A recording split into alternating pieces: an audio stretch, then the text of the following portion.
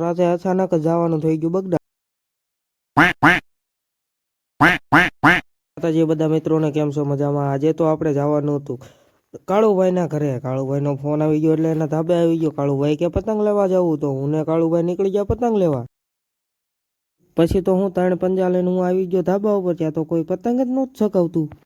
પછી રાતના 10 વાગી ગયા એટલે બગડાણા પોગી ગયા. બગડાણા પોગીને તો ઘડીક તો આટા ટેલા તો મારવા પડે ને. કમેન્ટમાં બધા જય બાપા સીતારામ લખી નાખજો. અને પછી ઘડીક મેળામાં આટા માર્યા. મેળામાં આટા માર્યા પછી કાંઈ લેવાનું તો હતું નહીં, એટલે ઘર સાઈડ નીકળવું પડે એમ હતું. અચ્છા, ઠીક હે. હાંકતા હાંકતા હવાર થઈ ગઈ એટલે પછી તો મેં કહી દીધું, હિચકો તો મને હાંકવા આપો.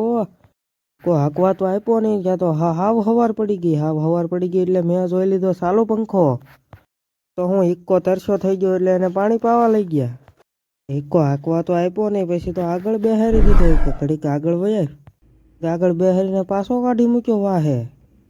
પછી તો ઘરે પોગીને પીળું પતંગ સગાવવા મળ્યા ને પીળા રેલ સાથે. પીળો રેલ સગાવી હું તો થાકી ગયો હતો. બસ આ મહિનો વ્લોગ એટલો જ છે. ફોલો કરતા જજો મને.